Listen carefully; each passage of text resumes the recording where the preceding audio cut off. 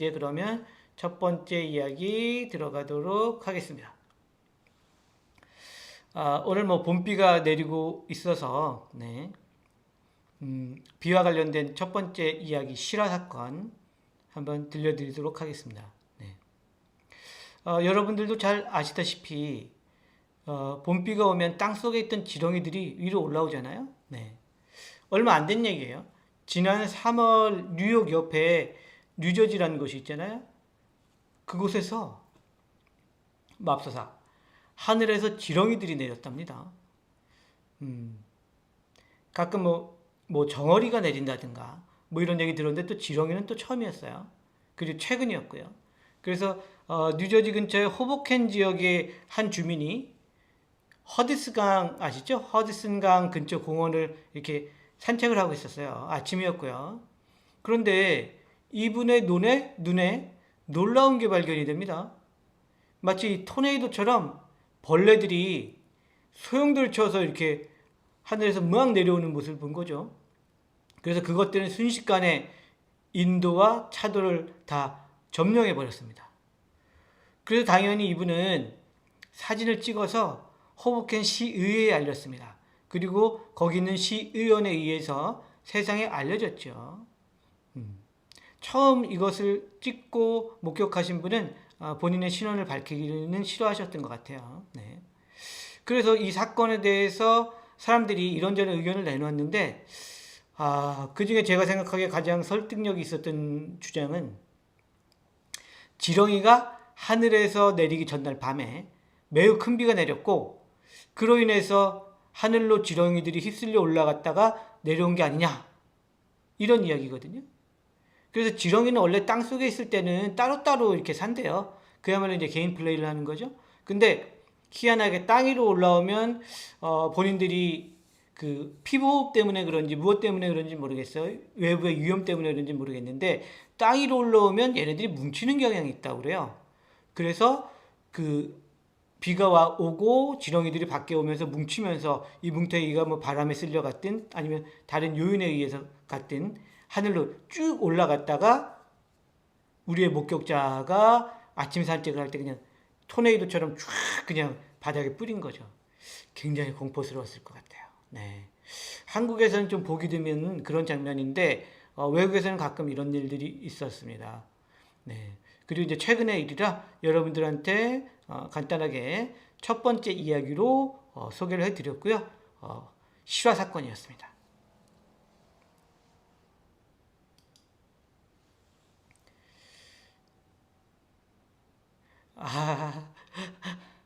야, 마음이님, 불닭볶음면, 야, 대박입니다.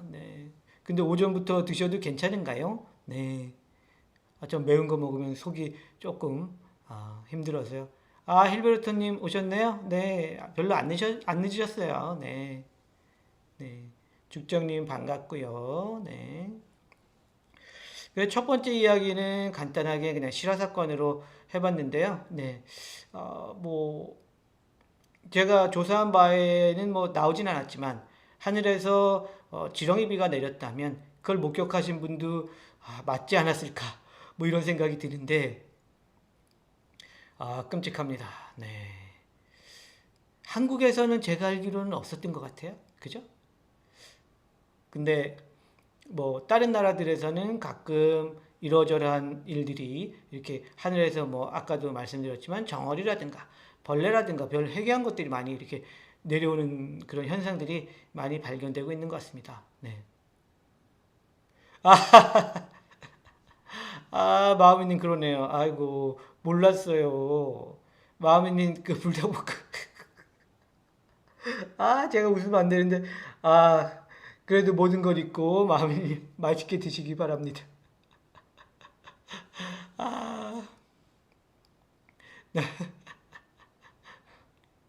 근데 마음이님 오전에 그 불닭볶음면 드셔도 속이 괜찮으세요?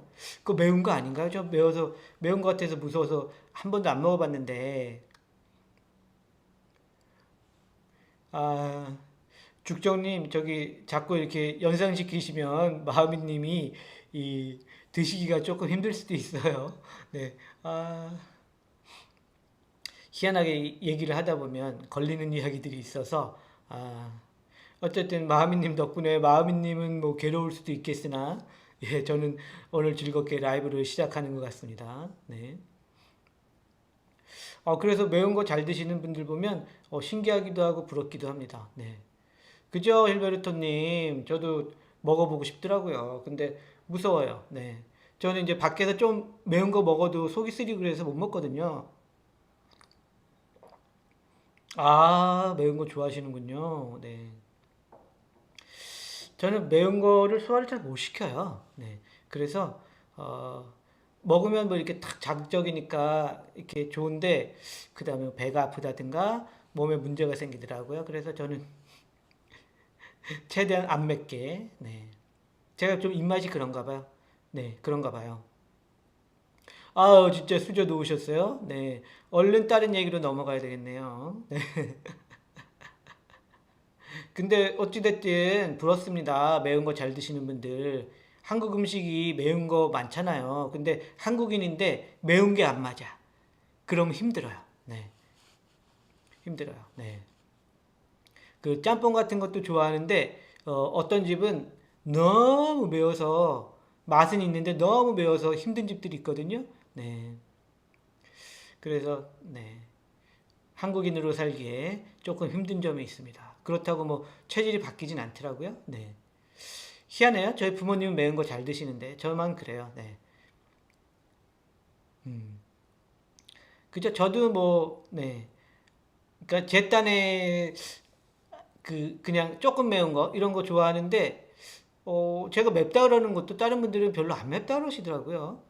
그래서 저랑 같이 사시는 분도 매운 걸 잘 드세요. 그래서 같이 먹다 보면 안 맞아요. 네. 제가 맵다 그러면 안 맵다고 잘 드세요. 네. 마음이님 완전 매니아시구나. 오, 와, 대단하십니다. 네. 아, 야, 처음 들어봤습니다. 청양고추로 담을 정도다. 네. 네, 제 주위에도 뭐 매운 거 좋아하시는 분들이 있긴 한데 또 이 김치도 청양고추로 담는다. 이 얘기는 또 처음 들어봤습니다. 네. 갑자기 제 몸에서 땀이 쭉 나오는 것 같네요. 네. 오, 대박이네요. 네. 자, 그러면 오늘의 두 번째 이야기 한번 시작해 보겠습니다. 두 번째 이야기는 기묘한 이야기고요. 네. 술을 좋아하시던 한 고모의 이야기입니다. 이 이야기는 예전에 제가 겪은 일입니다. 비교적 부유했던 우리 집에는 아버지의 친척이나 지인들이 자주 놀러 왔는데요. 그중 대부분은 돈을 빌리거나 밥 한 끼, 술 한 잔 얻어먹으러 오는 사람들이 대부분이었죠. 그 중에서 먼 친척뻘 되는 고모는 늘 술을 마시러 우리 집에 찾아왔어요. 얼굴이 늘 밝았고 목소리는 걸걸하면서 늘 술에 취해 있는데도 눈매가 굉장히 날카로웠어요. 굉장히 도드라지는 눈매였어요. 그래서 저는 어려서 그녀를 굉장히 무서워했죠. 그리고 고등학생이 되어서는 예의 없는 술주정뱅이라고 생각하고 싫어했어요. 그러던 어느 날 하루는 집에 아무도 없고 저 혼자 마루에 누워서 TV를 보고 있는데 그 볼이 빨간 고모가 찾아오신 겁니다. 다들 어디 가셨냐? 목소리는 여전히 깐깐했지만 왠지 전보다 야이고 힘이 없어 보이는 모습이었어요. 네, 다 외출하셨는데요. 제가 괜히 말을 하기 싫어서 슬쩍 방으로 들어가려는데 마루 끄트머리에 앉아있던 고모가 저를 불렀습니다. 나 고3이지? 네, 네. 내년에 대학 들어가도 넌 술 배우지 마. 네. 뭐 이런 식으로 대화가 왔다 갔다 했습니다. 그래서 제가 대충 대답을 하고 일어서려는데 고모가 다시 한번 또 당부를 하시는 거예요. 혹여 마시더라도 특히 물가에선 마시지 말아라. 강이나 바다 절대로 그런 곳에선 마시면 안 돼. 마치 호탕을 치듯 제게 말하는 거예요. 어이가 없었죠. 근데 어쨌든 이상하게도 그 말에는 힘이 있어서 제 가슴엔 좀 남았어요. 저는 뭐 별 대수로운 일이 아니었기 때문에 고모가 왔던 일을 부모님에게 알리진 않았어요. 또 이제 대입 시험으로 바빴기 때문에 그 후에 기억에서도 희미해졌고요. 그리고 이듬해에 저는 대학생이 되었습니다. 대학생이 돼서 자유를 만끽하며 여름방학에 대학 때 친구들이랑 바다로 놀러 갔습니다. 근데 예전 대학생들이 늘 그랬듯이 이 친구 녀석들은 바닷가에서 술을 마셨어요. 그 녀석들과 대학에 입학해서 한 학기 동안 술을 마신 적이 많았기 때문에 당연히 녀석들은 저를 술자리로 끌어들였죠. 그래서 저도 그 술자리에 앉아서 술을 한 잔 딱 먹으려고 딱 대기하고 있는데 갑자기 어떤 분이 옆으로 싹 지나가시는 거예요. 봤는데 제 고모랑 거의 비슷한 눈매예요. 희끗하게 지나가는데 흐릿하게 지나가는데 거의 고모의 눈매 같은 눈을 가진 사람이 저를 쫙 째려보면서 가는 거예요. 그 순간 1년 전 고모가 했던 말이 머릿속에 탁 떠오르는 겁니다. 왠지 찝찝한 거죠. 흥도 안 나고요. 그래서 저는 술을 마시려다가 자리에서 일어났습니다. 친구들은 실망을 했지만 전 아프다는 핑계를 대고 그 자리를 피해서 미리 잡아둔 숙소로 돌아왔죠. 그래서 숙소에서 한숨 자고 났더니 벌써 1시간이나 지나 있었어요. 저는 다시 심심하기도 하고 친구들이 궁금해서 바닷가로 다시 나갔습니다. 나가서 보니까 친구들은 바다에서 즐겁게 수영을 하고 있었어요. 속으로 술 먹고 저렇게 수영을 해도 괜찮은 건가?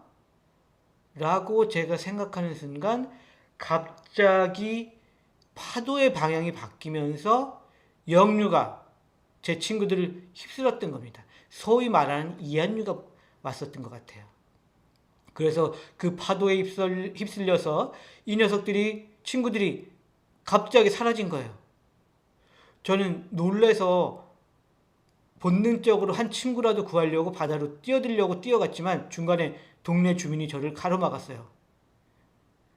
역류에 들어가면 학생도 죽어. 이렇게 말을 한 거죠. 그래서 저는 구조대를 불렀지만 구조대도 역류에 휩쓸려간 친구들을 구해내지 못했습니다. 그날 이후로 저는 무척이나 괴로워했죠. 친구 셋을 동시에 잃었으니까요.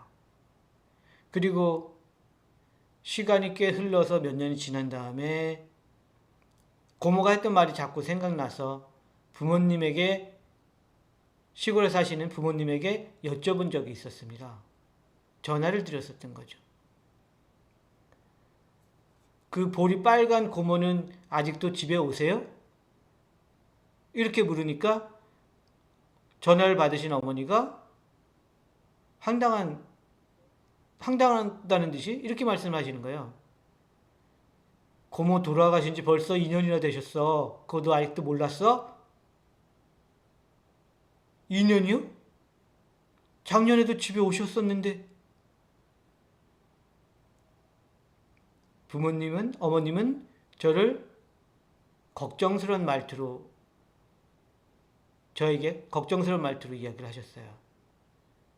너 서울로 유학 가더니 술 많이 마시고 다니니? 아니면 무슨 문제가 있는 거야? 고모 돌아가신 것도 내가 전에 얘기했었고, 그리고 고모는 그렇기 때문에 절대 우리 집에 올 수 없는데 그렇다니 왜 그래? 그래서 저는 실수다. 제가 기억을 잘못한 것 같다. 이렇게 얼버무리고 전화를 끊었습니다.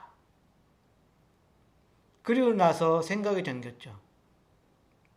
그때 내가 본 건 고모의 영혼이었을까? 그렇다면 고모의 영혼이 나를 바닷가에서 술 마시다 죽을 운명을 바꿔준 것일까? 머릿속은 복잡했지만 이미 제 친구들은 먼 곳으로 떠났고 제가 바꿀 수 있는 일은 아무것도 없었죠. 오늘의 두 번째 이야기, 기묘한 이야기였습니다.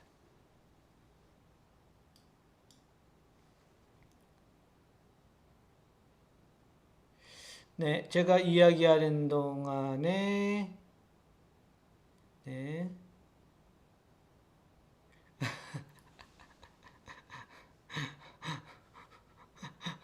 닭바른 매운맛으로 네, 알겠습니다.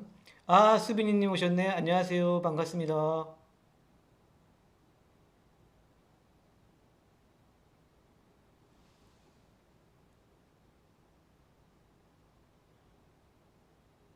야, 이름이 지옥 라멘이에요. 힐베르토님. 야, 말만 들어도 뭐, 아, 성진님, 어서오세요. 예, 괜찮습니다. 반갑습니다. 안녕하세요. 네. 아, 오늘도 후원해 주셨네요. 네. 성진님 후원해 주신 금액은 채널 발전을 위해서 소중하고 귀중하게 사용하도록 하겠습니다. 늘 감사합니다. 성진님, 어서오세요. 네.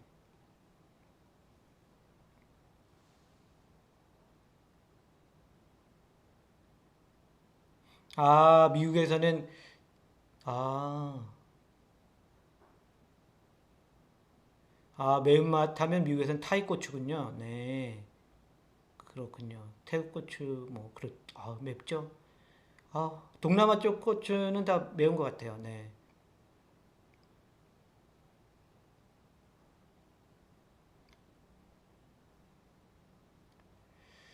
네, 이 첫 번째 이야기는, 아, 고모와 관련된 이야기였었고요. 네, 기묘한 이야기였었고요. 어, 이, 요즘 대학생들도 그런지 모르겠는데, 아, 바닷가에 많이 가겠죠. 네. 네. 저희 때도 많이 갔었던 것 같고요. 그 예전에는 요즘보다 그 야외에서 뭐 술 먹고 뭐 놀고 이런 것들이 훨씬 더 자유로웠기 때문에 술 먹고 뭐 바다에 들어가고 이랬던 일들이 굉장히 많았었던 것 같아요. 요즘도 좀 그런 것 같기도 하고요. 네. 일부 지역에서는. 네. 아, 장미님 오셨네요. 안녕하세요. 반갑습니다. 네. 어서 오세요. 네. 아, 지금 뭐 전국적으로 날씨가 흐린 것 같아요. 네. 제가 사는 곳도 경기 동북부인데 이쪽도 어, 꾸물거리고요. 예, 인천은 비가 온다고 하고, 네. 마음이님이 저쪽 서해안 쪽인가요? 네, 그쪽도 흐리고, 네, 전국적으로 흐린 날씨인 것 같고요. 네. 그래서 뭐 대학을 졸업하고 나이가 좀 더 들어서는 아무래도 그 어렸을 때처럼 해수욕장에 친구들이랑 같이 놀러 갈 기회는 별로 없었던 것 같아요. 네. 나이 드니까 다 친구들이 연인과 함께 여행 가고, 네. 남자 친구들끼리 가는 일은 거의 없어지더라고요. 네. 그래서 어렸을 때 진짜 친구들끼리 갔었을 때 굉장히 재밌었던 것 같은데 꼭 그 강이나 바다에서는 익사 사건이라든가 이런 것들이 꼭 벌어지기 때문에 굉장히 안타까운 사연들이 많고요. 네. 그래서 이 제가 소개드린 기묘한 이야기도 그와 비슷한 내용이었던 것 같습니다. 네.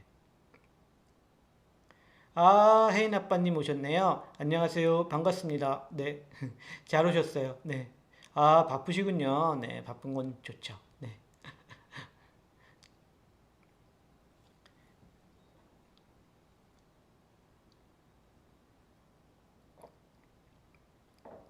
그래서 또 이제 라이브 채팅도 또 계속 오시는 이 고마우신 우리 소리님들이 계시잖아요. 근데 계속 오시다가 또 안 오시고 그러면 문득문득 떠올라요. 요즘에 안 오시네. 무슨 일 있으신가? 바쁘신가? 그랬다 또 다시 오늘 혜인 아빠님처럼 또 오랜만에 오시고 그러면 반갑고 또 그렇습니다. 네. 대부분 뭐 이제 바쁘면 또 못 오시고 하니까 제가 또 오전에 라이브를 진행하는 관계로 그런 일들이 있는 것 같습니다. 네. 그래서 반가워요. 네. 라이브 채팅 때도 그렇고 댓글도 그렇고 또 아무래도 다 생업들이 있으시니까 또 이렇게 좀 한가하시고 그럴 때 댓글 많이 다시다가 또 두세 달 또 바쁠 때 또 못 오시고 그러거든요.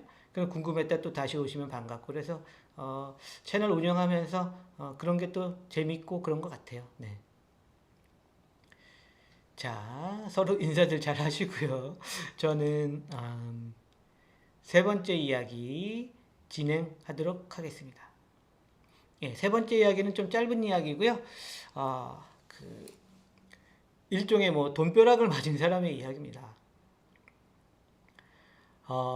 2020년도와 2021년도에 걸쳐서 일어난 일인데요. 미국 코네티컷에 사는 한 남자가 있었어요. 이분도 자기 신분을 밝히길 꺼려하신 분인데 2020년도 작년이에요. 작은 도자기 그릇을 미국에서 이제 야드 세일 같은 거 하잖아요. 중고로 팔고 물건들. 야드 세일에서 중고로 구입을 합니다. 그리고 이분은 얼마 후에 그 그릇의 사진을 찍어서 그 소더비 경매에 연락해서 그 그릇의 가치를 물어요. 아마도 이분이 골동품 보는 눈이 있었든지 아니면 주위의 친구나 지인이 골동품을 좀 볼 줄 아는 사람이 있었던 것 같아요. 소더비에 물어볼 정도였으니까요. 그래서 이 소더비의 감정사들은 그것이 1400년대 중국 명나라 때 물건이고 그 가치가 30만에서 50만 달러 정도 된다고 응답을 해줬어요. 그래서 이분은 자신이 구매한 사실 구매를 35달러 정도로 하셨거든요. 그래서 그 싼 값에 구매한 그 중국풍 그릇을 뉴욕에서 열린 옥션에 내놨습니다. 그리고 이것은 70만 달러가 넘는 가격에 팔려갑니다. 대박이죠? 이분이 야드 세일에서 산 게 35달러 주고 샀는데 이게 72만 1,800달러에 팔렸대요. 네. 거의 2만 배 이상의 이득을 본 셈이죠. 이득으로 치자면. 대박이죠. 이게 15세기, 1400년대니까 15세기겠죠. 15세기 중국 골동품으로 판명이 났기 때문에 그런 대박을 터트린 겁니다. 네. 이분은 대박이지만 이 소식을 혹시라도 자기가 판 35달러에 판 그 중국풍의 그릇이 대박이 친 걸 알았다면 이 판매자는 중국풍 그릇의 판매자는 굉장히 배가 아팠을 것 같네요. 후회를 했을 것 같아요. 그죠? 오늘의 세 번째 이야기였고요. 네, 실화 사건이었습니다.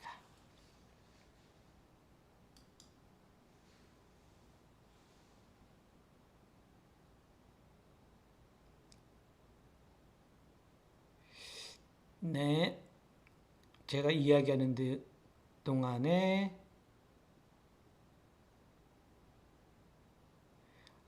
네, 자매님, 예, 세 번째 이야기긴 한데 앞쪽 이야기들이 조금 짧았습니다. 네.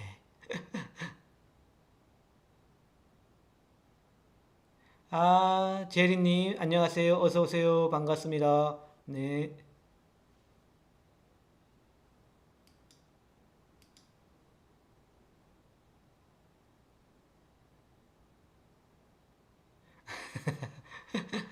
그죠. 저도 그 사실을 알았으면, 70만 달러 넘는 건데 35달러에 그걸 팔았으면, 지승님 어서 오세요. 반갑습니다. 안녕하세요. 네. 아, 두 번째 이야기는 기묘한 이야기였고요. 첫 번째와 세 번째가 실화였습니다.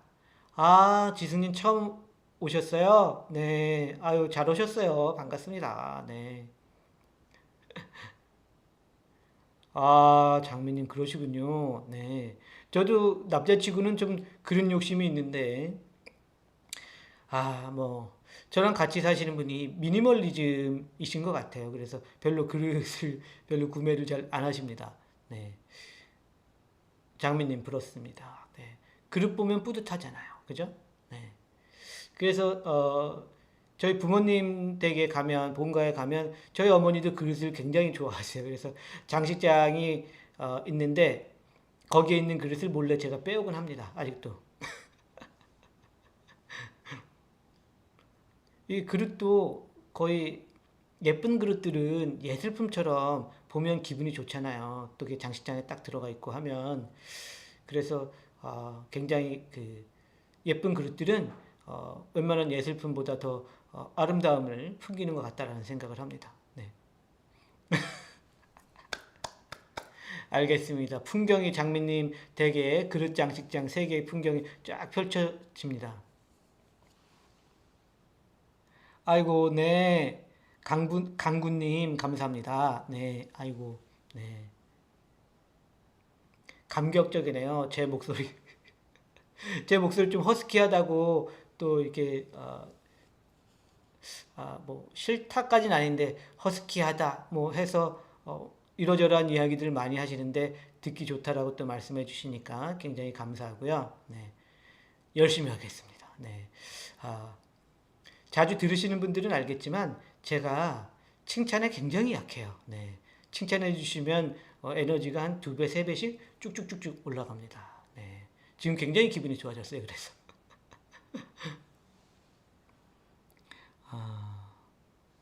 아이디가 특이하시네요. 네.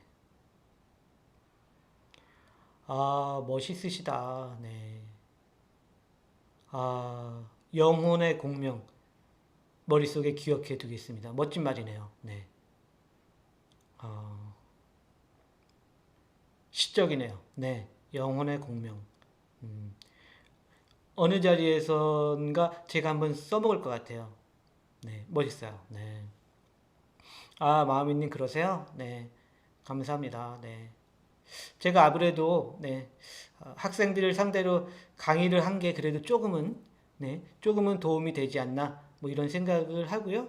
그리고, 어, 아직 라이브 한 지 1년은 안 됐지만, 시간이 지나면서 조금씩 제 톤을 찾는 것 같아요. 네. 제 톤을 조금씩 찾는 것 같고 또 여러분들이 또 잘한다 잘한다 해주시니까 또 힘이 나서 더 이렇게 노력하게 되는 것 같고요. 네. 제가 뭐 연예인은 아니지만 여러분들의 성원에 힘입어서 네, 열심히 라이브를 하고 있습니다. 네. 라이브 준비하는데도 굉장히 시간이 많이 걸리고 또 여러 가지 준비들이 있거든요. 네. 바디님, 안녕하세요. 네, 반갑습니다. 네, 요 라이브 채팅창에서는 오랜만에 뵙는 것 같아요. 예, 반갑습니다. 네, 오늘은 시간이 되셨군요. 네, 아, 그래서 뭐, 준비하는데도 시간이 걸리고, 네, 어, 그, 할수록 점점 장비가 늘어나요. 이 라이브 하는 장비가. 그래서 제가 무슨 비행기 조종사 된 것처럼 체크 할 게 이 라이브 방송 간단한 거 하는데 한 10개 정도는 되는 것 같아요. 뭐 채팅창 열었냐, 뭐 했냐 속으로 계속 생각하면서 마이크 세팅, 뭐 화면 세팅, 뭐 굉장히 복잡하고 그런데 요것도 이제 이렇게 시간이 지나다 보니까 편하게 가는 것 같고요. 결론은 여러분들이 참여를 잘 해주시고 또 좋은 댓글 달아주시고 라이브 채팅창에 이렇게 적극 참여해 주시고 해서 제가 열심히 한다는 그런 이야기입니다. 네. 칭찬에 힘이 난다. 뭐 그런 얘기기도 하고요. 네. 네, 지승님. 안강산, 아, 그쵸.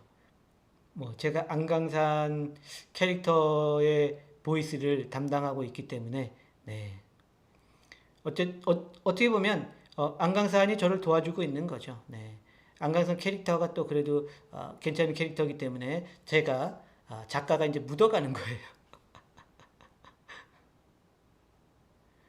그래서 제가 그 방송국에서 한 2년 정도 네, 근무를 했었잖아요, 예전에. 그랬을 때 그때 이제 방송국에서 해야 되는 일들이 있거든요. 방송국에서 해야 되는 일들이 있는데 아, 이 글 쓰는 작업이나 이런 것들은 방송국에서 했던 것보다 사실은 더 빡세게 하고 있고요. 네. 뭐 기자재나 뭐 이런 방송 장비나 이런 것들은 거기에 비하면 당연히 형편없죠. 근데 결국은 비슷하게 가요. 거기서 하는 거 여기서 소규모지만 조그맣게 다 해야 돼요. 네. 그래서 결국은 나도 방송을 다시 또 하고 있구나. 한 20년 만에 그 생각을 많이 하고 있습니다. 네.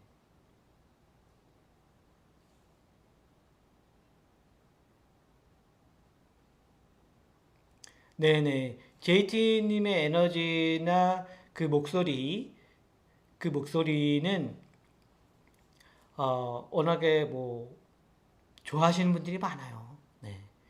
뭐 솔직히 제 목소리는 호불호가 갈리고요. 근데 JT님 목소리는 거의 99% 다들 좋아하시고 좋은 의미로 무서워요 이러신 분들도 계시고 아무래도 저희가 공포 미스테리 많이 하다 보니까 그건 뭐 칭찬으로 듣거든요. 무섭습니다. 후덜덜 뭐 이렇게. 그래서 저는 그런 생각을 해요. 무슨 생각을 하냐면, 제가 예를 들어 작곡가라면, JT님은 소리나는 책방의 가수다. 뭐 이렇게 생각을 합니다. 네. 제가 글을 써서 이렇게 드리면, JT님이 그것을 굉장히 아름답게 읽어주시기 때문에, 저도 굉장히 만족하고 있고, 그래서 JT님이 계속 건강하시고 오래 사셨으면 좋겠어요. 계속 같이 하게요. 네. 장민님 감사합니다. 네. 늘 힘을 주시죠, 장민님 저한테. 아라디오님 안녕하세요. 반갑습니다. 어서 오세요. 네.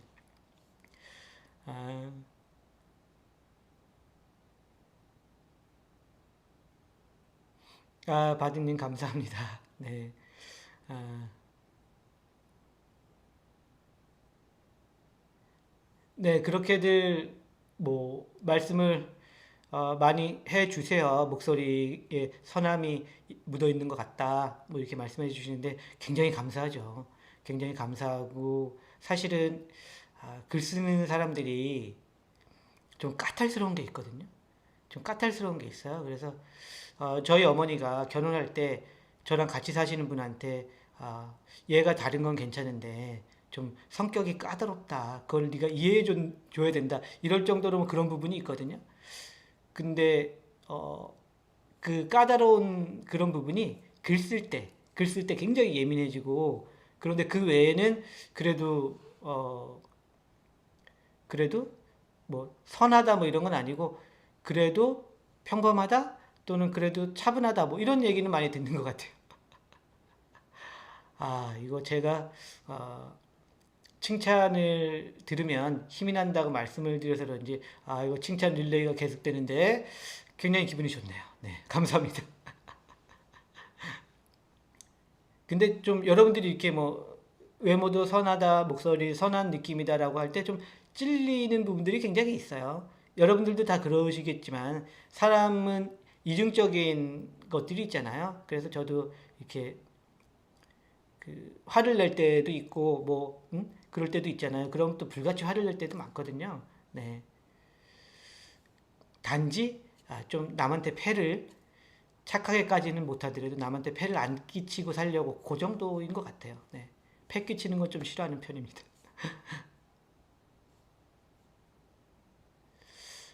뭐 제가 만나봤던 작가들이 꽤 여럿 있는데 대부분 좀 그러세요. 네. 대부분 그러시고 아, 여성 작가들 같은 경우는 말 붙이기도 무서운 작가들이 꽤 있어요. 무서워요. 네. 그래서 방송국 있을 때 선배 작가님들이 있었는데 굉장히 막 후배 작가라고 잘해주고 그러는데 어떤 부분에 핑 도시면 답이 안 나옵니다. 네.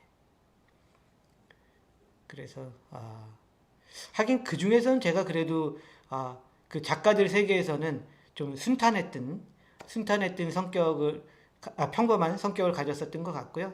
대신 저는 엉뚱한 친구로 많이 그 작가님들이 많이 이렇게 이야기를 하셨어요. 되게 엉뚱한 일을 많이 하고 엉뚱한 얘기를 많이 한다. 뭐 이런 얘기는 많이 들었었던 것 같아요. 네. 그래서 그런 엉뚱한 생각들이 또 이 미스테리 쓰는데 굉장히 도움이 되는 것 같고요. 네. 네. 하여튼 오늘 또 과분한 칭찬 너무 감사드리고요. 제가 너무 업돼서 천장을 뚫고 가기 전에 다음 이야기를 진행하도록 하겠습니다.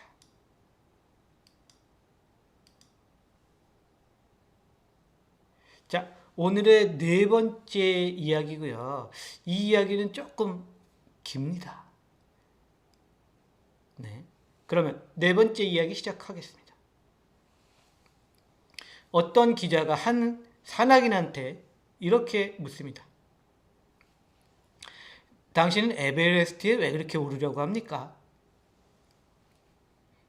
그분은 이렇게 대답을 합니다. 그게 거기 있어서요. 누구나 한 번쯤은 이 말을 들어보셨을 거예요. 그래서 이 말을 처음으로 하셨던 분은 말로리라는 산악인이었습니다. 근데 이 말로리라는 산악인에 대한 미스테리한 사건을 이야기하고자 합니다. 이분은 20대 초반부터 등산을 했고요. 1910년대에 몽블랑이라든지 유럽 여러 산을 다 등정을 했어요. 그리고 이 말로리는 1920년대에 이루어진 세 차례의 영국팀 원정에 참가했습니다. 근데 1차 등정대는 에베레스트 지역 탐사의 주 목적을 두었고 1922년에 벌어진 2차 등정대는 등정에 실패했어요. 그래서 1924년에 3차 등정을 합니다. 그래서 1924년 6월 1일 등정 대장과 말로리가 1차 등정에 나섰습니다. 근데 눈보라로 인해서 결국 포기해야 됐고요. 다음 날인 2일에는 등정대의 다른 멤버들이 도전을 했지만 이들은 8,611m 지점에서 포기를 해야 했습니다. 산소통 없이 도전했는데 더 이상 올라갔다가는 목숨이 위험할 것임을 느꼈기 때문이죠. 2차 등정이 실패하자 말로리는 산소통을 사용해서 등정하기로 했습니다. 그런데 당시 산소통은 당연히 기술 부족으로 인해 무겁고 고장이 많았어요. 그래서 워낙 무거워서 그만큼 체력적으로 힘들고 위험했기 때문에 원정대는 마지막까지 사용을 망설였었던 거죠. 산소는 받을 수 있지만 체력은 너무너무 고갈이 될 테니까요. 네. 그래서 당시에 그 산소통 무게가 어떻게 되냐면 거의 20kg에 가까운 무게였대요. 그래서 하나 가져가기도 버거운 거죠. 어쨌든 에베레스트 등정에 성공하고 싶었던 욕심이 컸던 말로리는 상대적으로 산소 장비에 능숙하고 체력이 좋은 얼빈이라는 사람이랑 같이 산소통을 메고 등정에 도전합니다.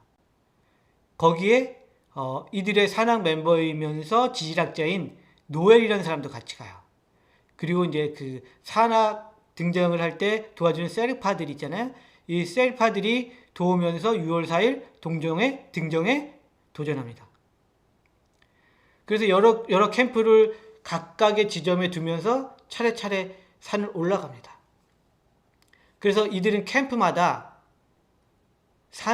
산소통하고 먹을 것 그리고 생필품을 따로 두면서 올라가기 시작을 하는 거죠. 아마도 하산할 때를 생각해서 그렇게 한 것 같아요.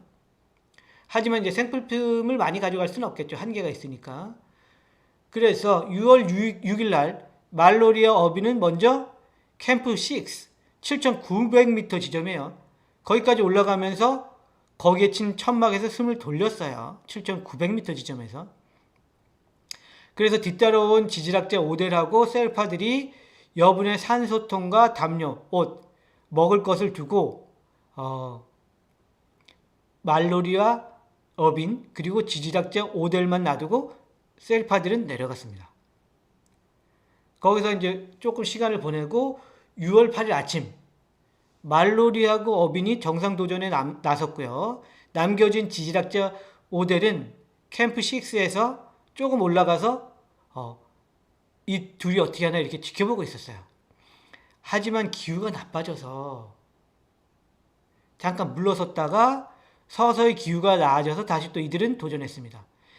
이들은 각자 산소통 2개를 메고 있었어요. 너무 무거웠을 것 같은데요. 캠프 7을 만들어서 천막 그리고 가벼운 먹을 것과 여러 장비를 갖추고 올라갔습니다. 그리고 6월 8일 오후 12시 50분 안개 속으로 약 7,940m 정도 높이에서 말로리와 어빈이 올라가는 걸 오델이 봤어요. 지질학자 오델이. 근데 이 지질학자 오델이 7,940m 정도 높이에서 이들을 관찰한 것이 그들을 본 마지막 모습이었습니다.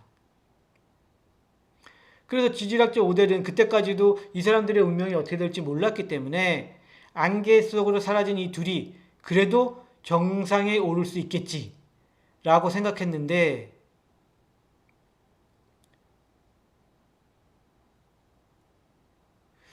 희한하게도 오델은 밑으로 내려왔거든요. 캠프 6에서 가볍게 점심 식사를 하고 그리고 또 내려와서 캠프 5에서 대기하는 다른 멤버들을 만나요. 근데 그 사람들이 말로리아 어빈이 정상 찍었으면 이제 내려와서 이제 내려올 시간이 됐거든요. 근데 오후 5시가 다 되도록 내려오질 않은 거예요. 근데 올라갈 때부터 끼어 있었던 안개가 더욱 자욱해져서 앞이 잘 보이지 않을 정도였어요. 그래서 캠프 5에 있던 일행들은 이렇게 생각을 했답니다. 말로리아 어빈이 캠프 7에서 날씨가 좋아지길 기다리는 게 아닐까 라는 생각을 했대요. 그리고 말로리아 어빈이 캠프 6까지 내려온다면 최소한 먹을 것이나 여분의 산소통이 있으니 괜찮겠다 라고 생각을 한 거죠. 그러니까 낙관을 한 거죠. 네. 왜냐하면 그 마지막 산 꼭대기가 그렇게 멀지 않았었나 봐요. 찍고 내려오면 금방 캠프 7 거치고 캠프 6 해서 이렇게 오는 걸로 당연히 그럴 거라고 생각을 한 겁니다. 그래서 큰 걱정을 안 했대요. 그러나 다음 날인 6월 9일 날 지질학자 오델은 세르파 도움 없이 홀로 산을 올라갔습니다. 세르파들이 안 따라왔어요. 뭔가 불길한 기운이 느껴진다고. 그래서 해발 8,200m쯤에 설치된 캠프 7을 발견했어요. 근데 거기에는 말로리아 어빈이 가정한 그 천막만이 강한 바람에 반이 찢겨진 채로 휘날리고 있었고 사람은 안 보였어요.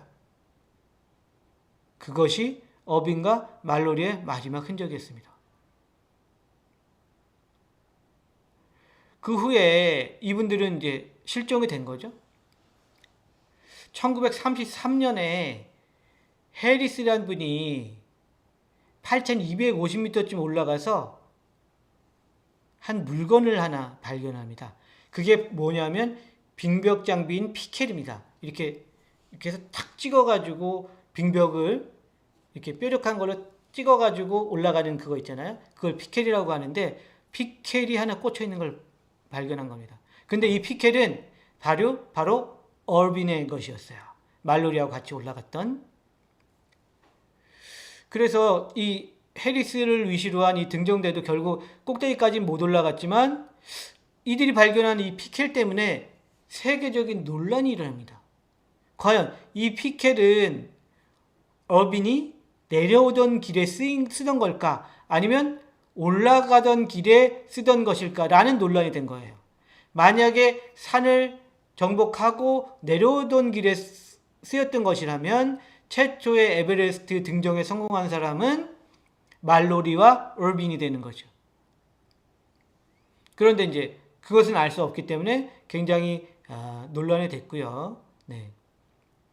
그래서 이제 사람들은 이제 여러 가지로 이야기를 하는데 어떤 이야기가 있냐면 말로리와 얼빈이 당시 코닥 카메라를 가져갔기 때문에 에베레스트 정상을 올라갔다면 반드시 사진을 찍었을 거고 이게 발견된다면 말로리와 얼빈이 세계 최초로 정상에 올라갔을 것임이 증명될 거다. 이렇게까지 이야기를 합니다. 근데 발견은 안 됐던 거죠. 그럼에도 두 사람의 마지막 뒷모습을 봤던 목격자였던 그 지질학자 오델은 이분이 90 넘어서 돌아가신 걸로 알고 있는데 돌아가실 때까지 이 두 사람은 틀림없이 등정을 했고 내려오던 길에 사고를 당해 죽었을 것이라고 주장을 했습니다. 뒤에서 봤으니까 어떤 확신이 있었는지 모르겠어요. 그 후로 또 1953년에 여러분들도 들어보신 적이 있을 텐데 1953년 4월이에요. 영국 원정대 에드먼드 힐러리와 텐징이라는 사람이 에베레스트 정상에 올랐어요. 이분들은 등정에 성공을 했죠. 뭐 그 텐징 노르가이라는 요 사람은 사실은 셀파 출신인데 처음으로 셀파 출신으로 원정대에 낀 사람이에요. 네. 아무튼 이들이 사진을 남기고 무사히 내려왔어요. 그런데 또 얘기가 되는 거야. 이 사람들이 내려오면서 그러면 누가 첫 번째 에베레스트 정상에 오른 사람이냐? 에드먼드 힐러리와 텐징이냐? 아니면 말로리아 어빈이냐? 이 얘기가 또 터져 나오는 거예요. 그래서 호사가들의 화제거리가 되는 거죠. 계속 또 뭐 논란이 있다가 또 1999년 최근에네요. 비교적. 그래서 1999년 5월에 드디어 말로리의 시신이 발견됩니다. 그리고 시신의 옷 주머니에서 손수건에 곱게 쌓인 편지도 발견하고요. 네. 그것은 분명히 조지 말러리의 것이었습니다. 네. 그래서 추운 기후인지라 75년이나 되는 세월이 지났음에도 시신은 제법 온전하게 보존되어 있었어요. 얼핏 보면 마네킹처럼도 보였는데 옷이 찢어져 노출된 피부가 오랜 세월 강한 직사광선에 탈색된 것으로 보였습니다. 그리고 결국에는 현재로서는 말로리아 어번은 등정은 실패했을 거라고 생각을 하고 이것이 정설이 됐고요. 그래서 첫 번째로 에베레스트 등정한 사람들은 좀 전에 말씀드렸던 힐러리와 텐징이라는 사람이 이제 정설이 된 거죠. 네. 근데 사람들이 거의 확신을 하는 이유는 말로리와 어빈이 실패했을 것이다 라고 확신을 하는 이유는 1920년대 기술력 부족을 꼽아요. 네.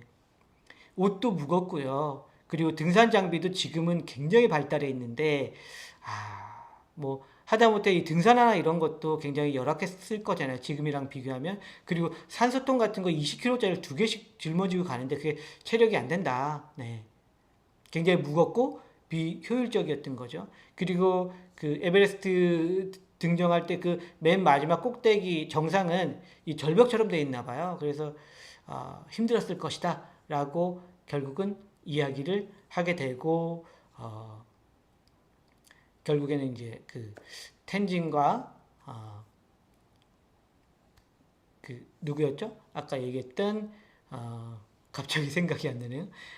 텐징하고 텐징하고 힐러리가 첫 번째 등반가로 역사에는 남게 되는 것입니다. 네. 그렇다고 해서 말로리아 어빈의 등정이 무의미한 건 아니겠죠.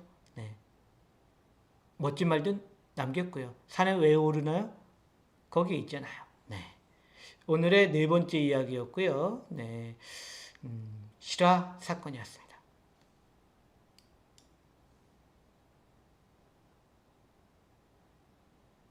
네, 제가 이야기하는 동안에 오랜만에 뭐 산악인에 관한 이야기였는데요. 네. 장민님, 감사합니다. 네, 후원해주신 금액은 채널 발전을 위해서 소중하고 귀중하게 쓰도록 하겠습니다. 오늘은 캐릭터가 잘 달려가네요. 네. 제가 조금 손을 봤어요. 너무 짧게 달려가서, 네. 네, 장민님들 채널에 큰 힘이 되셔서 너무너무 감사합니다. 네. 제가 이야기하는 동안에 청아님 오셨네요. 푸른 청아님. 네, 반갑습니다. 네. 안강산이라고 불러주셔서 영광이고요. 네.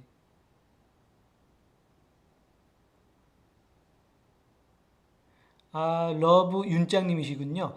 윤짱님 안녕하세요. 네, 그러세요. 네, 감사합니다. 잘 오셨습니다. 네.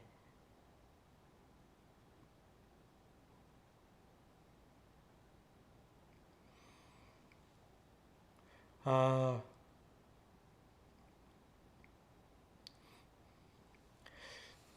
저도 예전에 뭐 전혀 비교할 건 안 되는 이야기인데 초창기 라이브에서 한번 제 실화 사건 제가 겪은 일 말씀드린 적이 있는데 저도 이제 하룻밤 정도 1박 2일 산에서 조난당했던 적이 있었는데 그것만으로도 굉장히 공포스럽더라고요.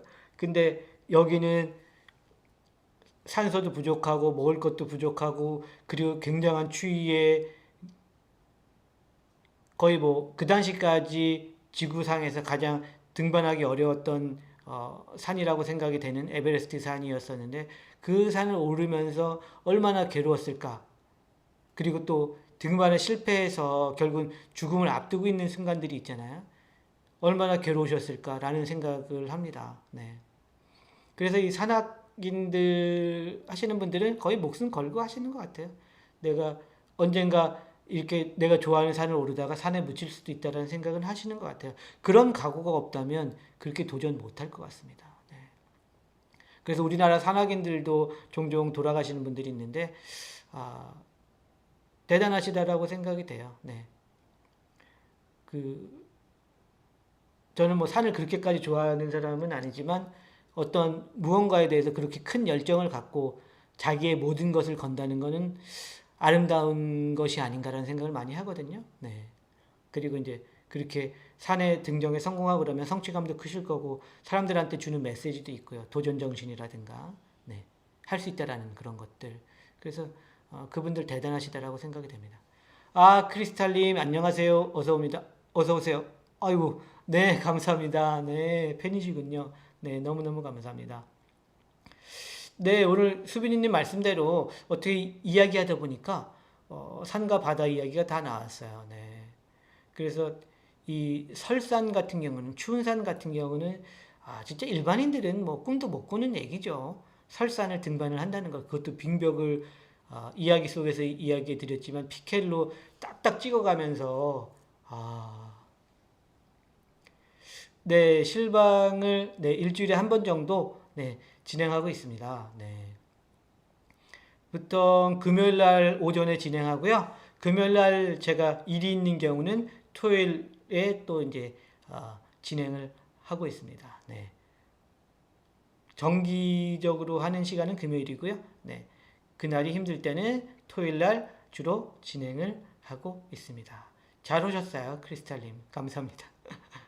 네.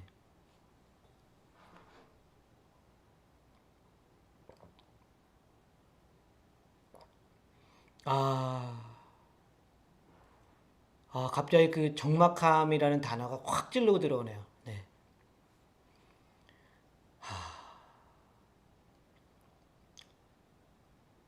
거기를 등정했을 때는 등정을 해서 그 적막함에 놓이면 그 기분이 굉장히 환상적일 것 같지만 그 지점 근처에서 조난을 당한다면 그 적막함이 굉장히 큰 공포로 다가올 것 같다는 생각이 듭니다. 아, 그렇군요. 네네, 바디님, 네. 사실 산이라는 곳이 우리가 살고 있는 도시보다는 훨씬 더 그 생명체들이 많잖아요. 그래서 생과 사가 끊임없이 하루에도 몇천 번, 몇만 번씩 도는 곳이기 때문에 거기 있는 영혼이랄까? 아니면 생명의 기운이랄까? 이런 것들이 사람들을 많이 끌어들인다라고 생각이 됩니다. 그런데 에베레스트 같은 설사는 그 환상적인 자태가 사람들을 유혹하는 것이 아닌가라는 생각이 들어요. 저조차도 에베레스트나 뭐 히말라야 뭐 이런 데를 가보질 않았긴 한데 등정할 자신은 없어요. 그런데 멀찌감치라도 직접 보고 싶다는 생각은 굉장히 많이 하거든요. 사진으로만 보기에는 아깝다. 저건 죽기 전에 한번 가서 꼭 봐야 된다. 이 생각을 많이 해요. 뭔가 사람을 끌어들이는 그게 분명히 있는 것 같습니다. 네, 네. 유혹하는 게 있는 것 같습니다. 산도 뭐 바다도 그렇고. 네.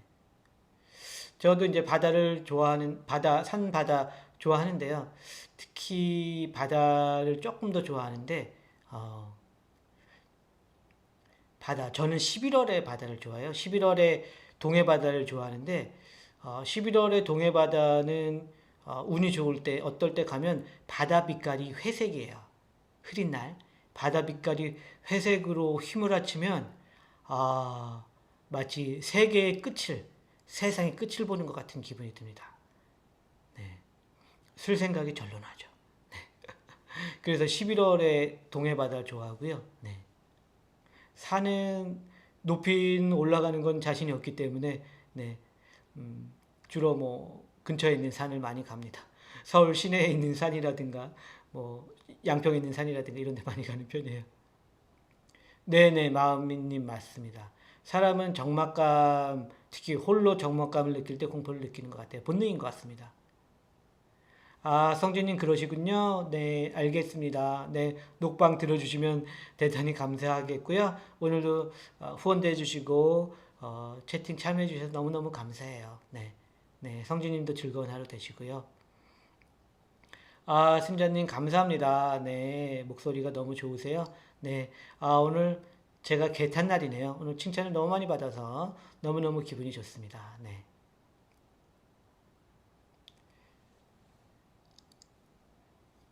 그래서 산과 바다에 대한 이야기에 많이 이제 공포 이야기나 미스테리 이야기가 많이 나오는 것 같아요. 네, 네, 바디님, 네, 그렇죠. 네, 저랑 같이 느끼시는 분들이 꽤나 있으실 거라고 생각을 해요. 그, 뭐 제주도에 있는 에메랄드나 뭐 코발트빛 그런 바다도 협재 해수욕장인가요? 그런데 바다도 되게 예쁘잖아요. 그런 바다도 예쁜데 겨울 바다 너무 매력적이에요. 네.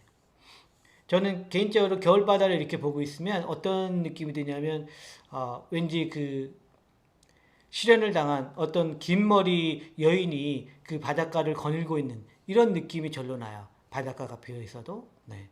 그래서 굉장히 낭만적이다. 물론 실현을 하신 분은 괴로우시겠지만, 네. 그런 느낌을 받습니다.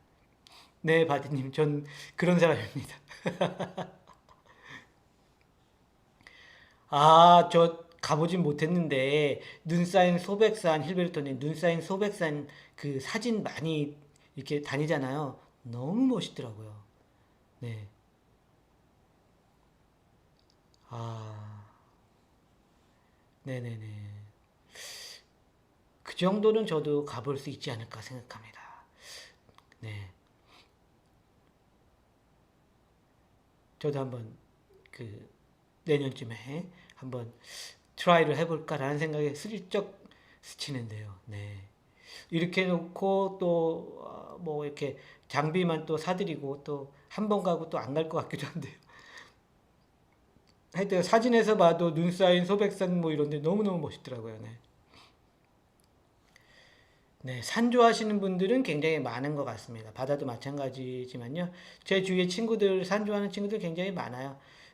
나이 한 살 한 살 먹을수록, 어, 산을 친구들이 많이 좋아하더라고요. 젊었을 때는 바다로 많이 놀러 갔었는데, 나이 드니까 점점 산을 많이 가더라고요. 아, 고독한 객강군님, 너무 무섭습니다. 네, 어, 같이 걷는데 옆에서 얘기도 해요. 근데 뒤를 딱 돌아봤는데 네 발자국만 있어. 공포네요. 네. 강구님, 멋있습니다. 네. 네. 상상만 해도 소름이 쫙. 네. 생각할수록 무섭네요. 무서워요, 무서워요. 네. 어떤 사람이 홀로 이제 산을 올라가길 좋아하는데 산장에서 어떤 사람을 만났어요. 근데 분위기가 심상치가 않아. 근데 이 사람하고 술 한잔 하면서 친해졌어요. 그리고 그 다음날 새벽에 같이 산을 쫙 올라가요. 산을 쫙 올라가면서 이러저러한 산에 대한 이야기, 인생에 대한 이야기를 쫙 해요. 네. 근데 이 사람하고 왠지 친구가 될 것 같아. 친구가 될 것 같아서 너무 좋은 산 친구를 만났다라고 생각을 하다가 거의 산 정상쯤에 올라갔을 때 내가 가지고 있던 그 케인이 툭 밑으로 미끄러져요. 그래서 하면서 딱 돌아서 케인을 딱 줍는데 이분의 발자국이 없어. 옆에 같이 갔던 어젯밤에 만난 새로운 친구의 발자국이 없어. 거기서 깍 경악을 하면서 무섭네요. 네, 진짜 공포네요.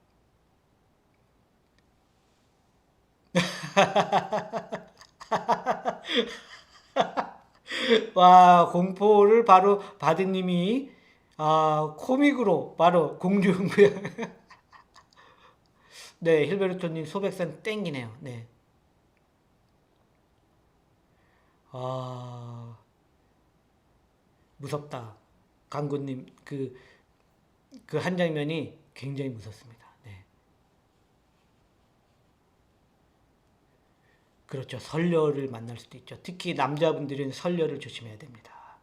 선녀가 미모가 있기 때문에 남자분들이 많이 현혹된다 그러더라고요. 네.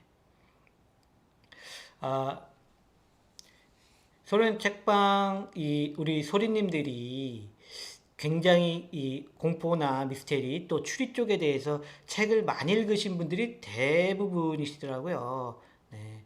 그렇기 때문에 이또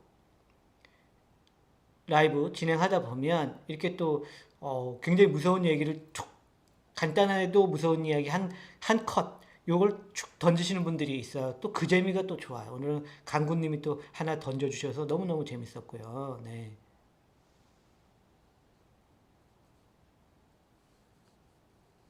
아, 그런 산이 있나요? 포크파인 마운틴이요?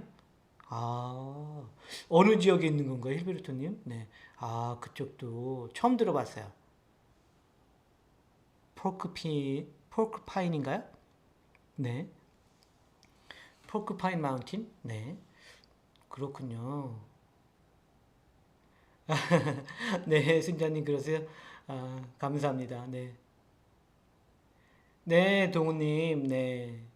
그죠. 제가 라이브를 일주일에 한 번 이렇게 진행하고 있어서, 네. 목소리만 듣다가 또 이렇게 얼굴 보시는 분들이 꽤 많으시다고 하더라고요. 네.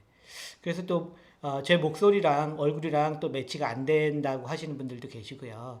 목소리는 악당 같은데 얼굴은 뭐 그렇진 않은 것 같다. 이렇게 하시는 말씀을 초창기에 많이 들었어요. 네. 초창기에는 제가 악역을 많이 했었거든요. 그래서 되게 우락부락한 사람일 줄 알았다라고들 많이 하셨었어요. 요즘엔 좀 덜하긴 한데요. 네.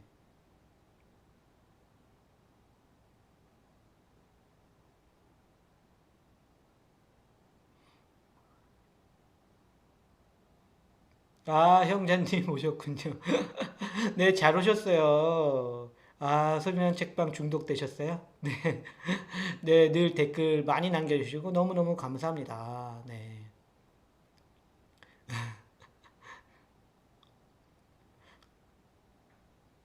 저도 이렇게 라이브에서 뵙게 되니까 되게 반갑네요. 네. 오늘 또 새롭게 라이브 채팅에 참가하시는 분들이 꽤 계신 것 같아요. 네.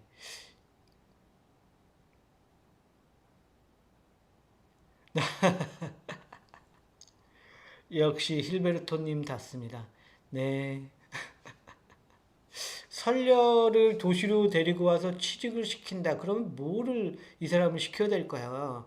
이게 추운 곳에 능하고 아름답고 뭔가 추운 곳에 그 냉동 창고 같은 데 취직을 시켜드려야 되나요? 네. 아, 여원방님. 아, 신기하세요? 네, 반갑습니다. 잘 오셨어요. 여원방님. 네.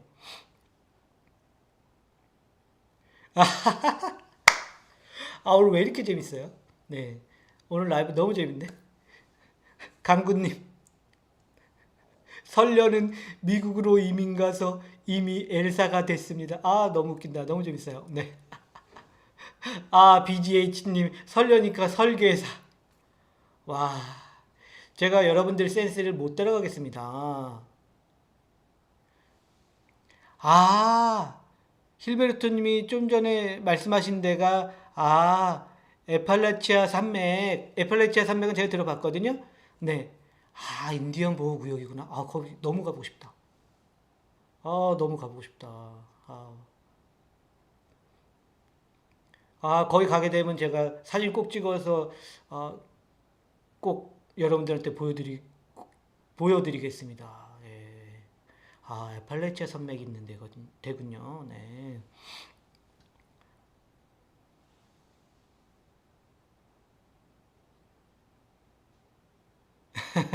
아, 바디님 그러세요? 네. 아, 맞아요. 그런 거 있는 것 같아요. 그건 말이지 이런 거야. 뭐 이런 거 있는 것 같아. 사실은 녹음할 때 그 추임새 그것 때문에 제이트님한테 좀 지적을 받는데 또 그게 또 괜찮다고 하시니 또 힘이 나네요. 네. 또 녹음할 때는 이 제이트님이 또 리드를 하시기 때문에 제가 따라하는 편인데 네 그렇군요. 네. 그렇죠. 설료 스케이트장 보조 괜찮네요. 여러 나왔어요. 설계사, 설려니까 설계도 있고 스케이트장 보조도 있고 저는 냉동 창고. 근데 스케이트장 보조가 굉장히 잘 어울릴 것 같다라는 생각이 듭니다. 설계사도 괜찮고요. 네, 미모가 있으시기 때문에 냉동 창고 안에 들어가시면 그 미모를 못 살리실 것 같아요. 네. 그리고 뭐 이미 미국 가서 엘사가 됐을 수도 있고요. 오늘 그 공포와 코믹 사이를 막 왔다 갔다 하면서 너무 재밌다. 강구님이 이 상상력이 좋으신 것 같아요. 엘사를 거기서 끄집어냈다는 것은 대단한 상상력입니다. 리스펙입니다. 네. 자, 이제 다음 이야기 넘어가도록 하겠습니다. 이번 이야기는 기묘한 이야기고요. 황토집에 관한 겁니다. 사업에 실패하고 돈도 없고 신용불량 되고 이랬던 한 분이 시골에 있는 허름한 황토집으로 이사를 갑니다. 말이 황토집이지 거의 뭐 자연인이 살 듯한 그런 집이에요. 집주인한테 이야기를 들어봐도 본인이 직접 그 황토로 집을 만들었다고 이야기를 합니다. 네. 그래서 헐값에 그 집에 들어가게 됐습니다. 그렇게 해서 그 집에 들어가서 살고 있는데 한두 달 살고 있었을 때 갑자기 이상한 소리가 들리기 시작하는 겁니다. 밤마다 누군가 벽을 두들기는 소리 같은 게 들리는 거예요. 자고 있으면 벽에서 뚝뚝 뚝뚝 이런 소리가 들리는 겁니다. 그래서 처음에는 집이 제대로 지어진 집이 아니라서 그렇게 됐구나 라고 생각을 했는데 자꾸만 그 소리가 들리는 겁니다. 이상하다. 그래서 오래된 집이고 오래된 벽이라 뭔가가 부서지는 소리인가? 라고 또 생각을 했어요. 근데 그렇게 생각하기엔 너무 도드라지게 똑똑 똑똑 소리가 들리는 거예요. 그래서 내가 사업에 실패해서 그에 대한 스트레스인가? 라고까지 생각을 했는데 너무 정확하게 그 소리가 잘 때마다 계속되는 거예요. 그런데 다른 곳에는 안 그러고 꼭 안방에 있는 벽 쪽에서만 그러는 겁니다. 근데 이분이 사는 황토집 근처에는 그런 소리가 날 만한 게 없어요. 주위에 인가도 없고, 네. 이웃도 없고, 누가 와서 장난을 칠 일도 없어요. 너무너무 이상하다고 생각을 했어요. 근데 계속 벽에 놓고 치는 소리가 계속 들리니까 신경이 쓰일 수밖에 없잖아요. 그래서 하루는 벽에 아예 귀를 더 기울였어요. 그랬더니 더 강한 노크 소리가 들려오고 이상한 여자의 비명 소리 같은 게 들려오는 거예요. 너무 무서웠습니다. 이건 정말 뭔가 이상하다고 생각한 남자는 다음날 낮에 큰 마음을 먹고 망치를 가져와서 멀쩡한 벽을 깨트리기 시작했습니다. 어차피 다 허물어져 가는 집이기 때문에 깨트렸다가 허물었다가 황토로 다시 바르면 된다고 생각을 했어요.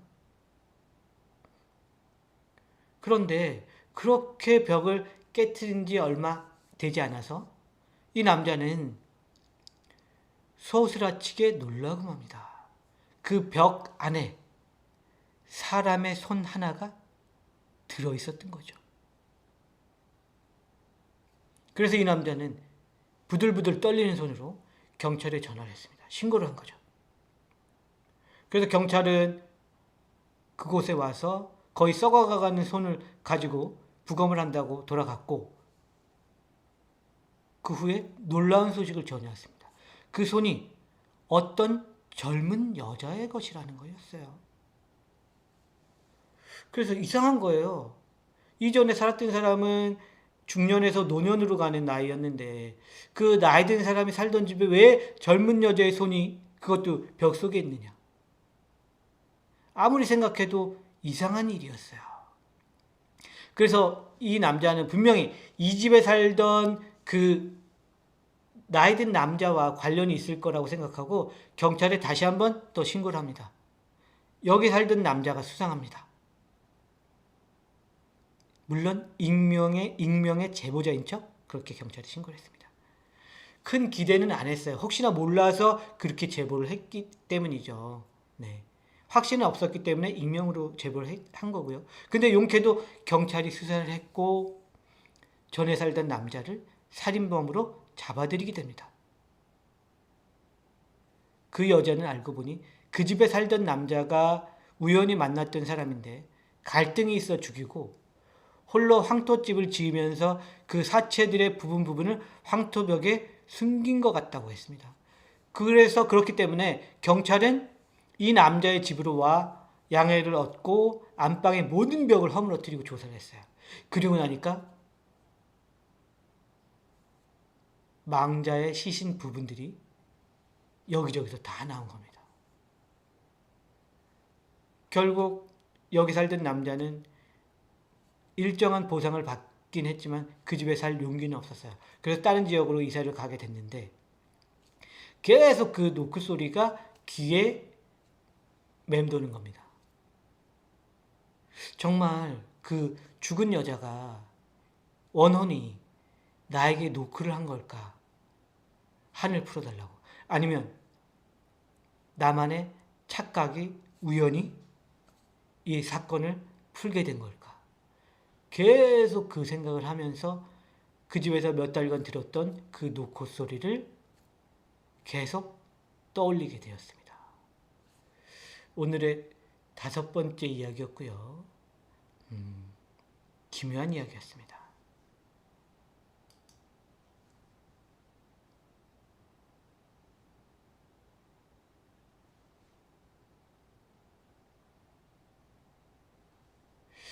네, 기묘한 이야기였고요. 네, 제리님. 저도 이야기하면서 좀 무섭다라는 생각을 했고요. 네, 저도 양평에 한 1, 2년 살 때 있었는데 그때 황토집에서도 살아보고 그랬는데 조금 이해가 가는 부분이 있습니다. 네. 강군님 그러셨어요? 네. 그래서 이 벽이나 뭐 이런 천장이나 이런 데 또 숨겨놓는 경우들이 실제 사건에서도 꽤 있잖아요. 특히 천장 같은 데는 많이 이렇게 회자가 되는데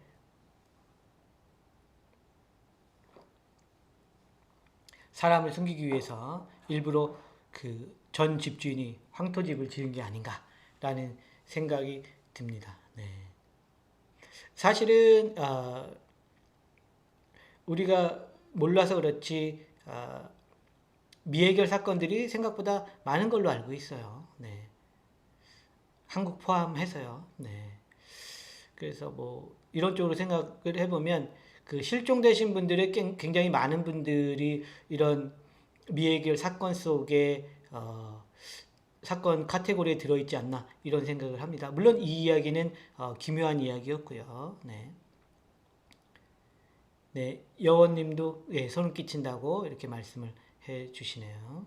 네.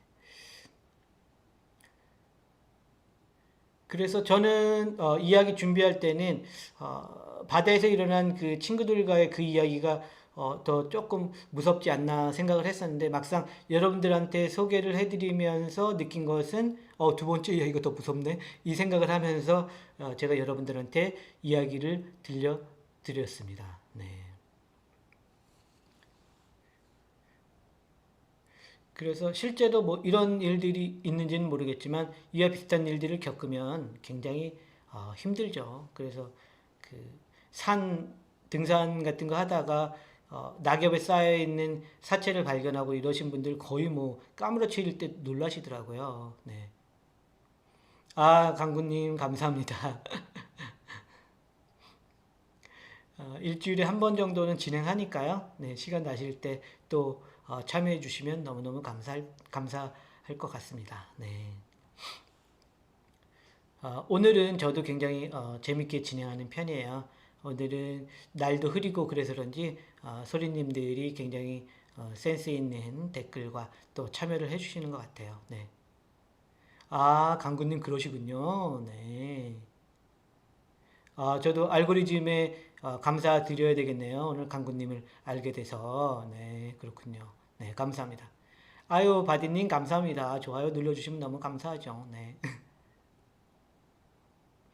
아, 그렇군요. 여원님, 외국이시군요. 네. 지금 밤 10시 정도면, 미국 쪽인 것 같네요. 그죠? 네. 여원님은, 네.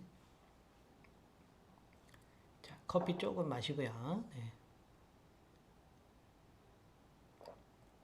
아침을 제가 라이브 하는 날은 이제 컨디션 조절을 하기 위해서 평소보다 한 반 정도 먹거든요. 네. 오늘은 당이 땡기네요. 네. 다음부터는 여러분들이 허락해 주신다면 라이브 할때 초코바라도 몇 개 넣고 이렇게 해야 될 것 같다는 생각도 드네요. 네. 아, 달라스 사시는군요. 네. 아유, 반갑습니다, 여원님. 또 사는 지역을 알려주시니까 또 반가운 마음이 또 드네요. 네. 달라스 사시는군요. 네.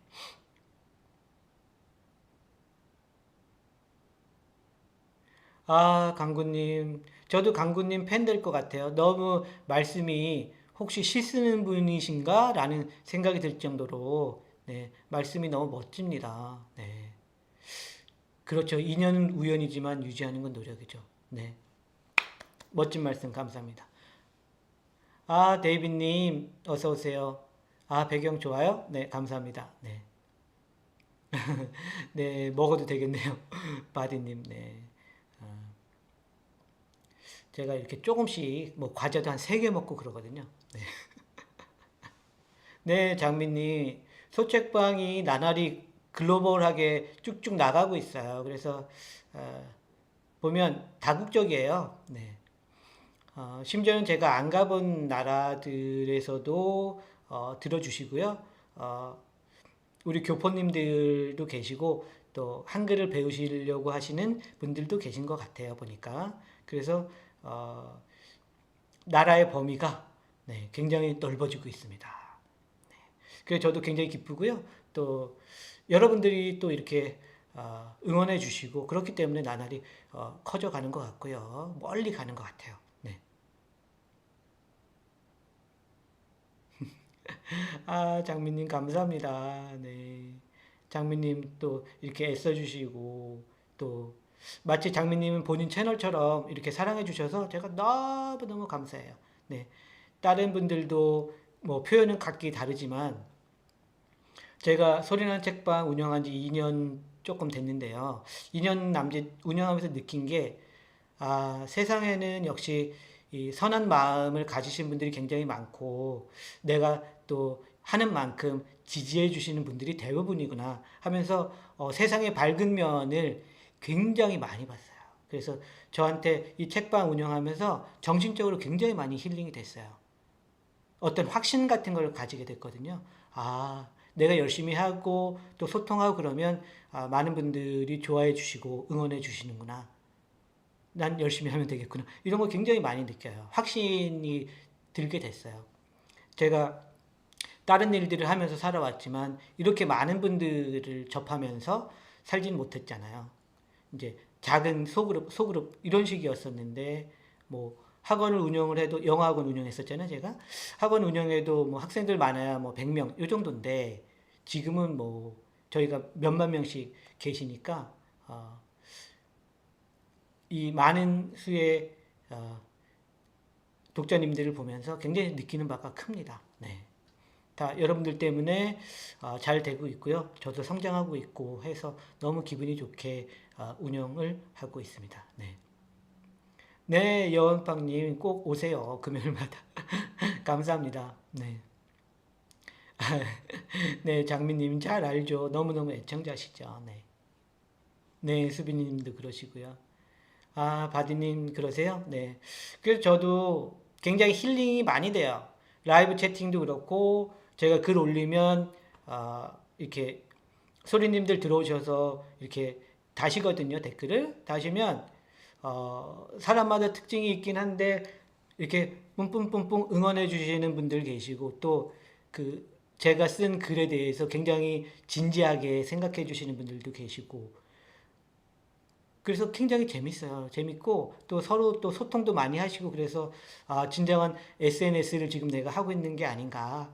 또 아시는 분들은 서로 또 덕담도 하시고 인사도 하시고 그래서 우리 소책방만의 또 분위기가 이렇게 가는 게 아닌가라는 생각이 들고 또 새로운 분들 오시면 기존 또 이 소리님들이 잘 또 이렇게 소통을 해주시고 해서 어색하지 않게 잘 해주시는 것 같아요. 네.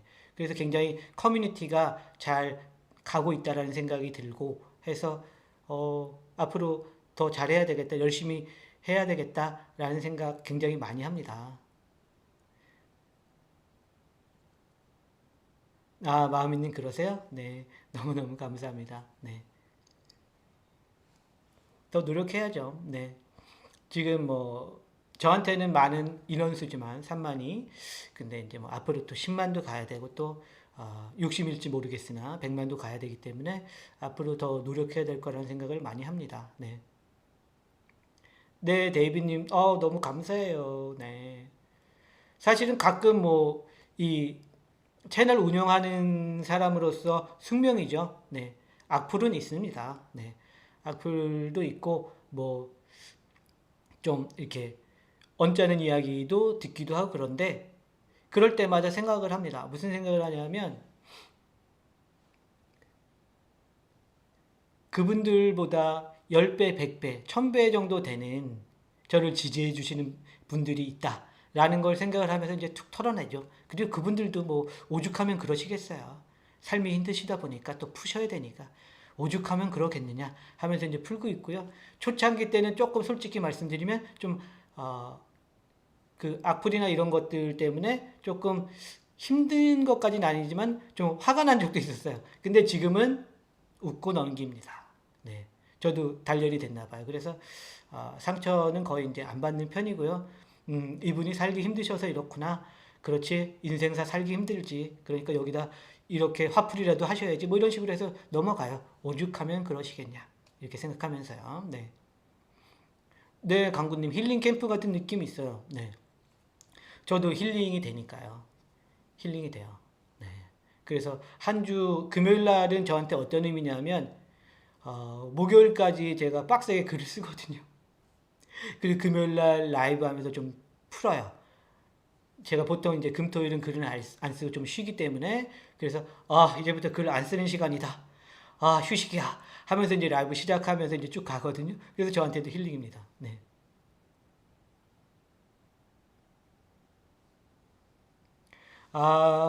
윤장님, 그렇죠. 네, 잘 알고 있습니다. 감사합니다. 또 그 말씀 해주니까 너무 감사하네요. 네. 이러저러한 이유로, 댓글이나 뭐 이런 것들을 참여를 못 하셔도 늘 들어주시는 분들 많은 걸로 알고 있거든요. 그런 분들이 훨씬 더 많겠죠. 지금 3만 명이 넘어가니까요. 네. 그래서 그런 분들의 응원도 저 늘 생각하고 있습니다. 여러분 너무 감사해요. 네. 아, 저 심야 식당 굉장히 좋아합니다. 데이비님. 그런 느낌이라면 괜찮은 것 같아요. 거기 나오는 그 인간 군상들 있잖아요. 심야식당에. 그런 군상들이 모두 서로의 아픔을 갖고 있지만 심야식당에서 밥 한 끼 먹으면서 그 괴로움을 달래내고 또 자기 이야기를 하고 네, 그런 느낌 너무 좋습니다. 네. 네, 그렇죠. 장모님 희노애락이 다 있죠. 강구님. 뭐 칭찬해 주셔서 감사합니다. 네. 바디님 맞아요. 제가 꿈꾸는 소리난 책방의 궁극점은 서로의 힐링입니다. 네, 바디님이 잘 짚어주셨어요. 네.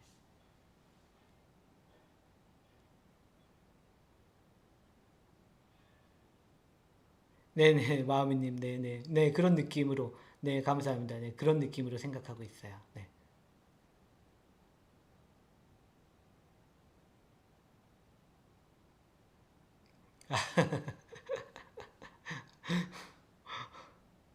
제가 살에 잘 걸리잖아요, 그죠?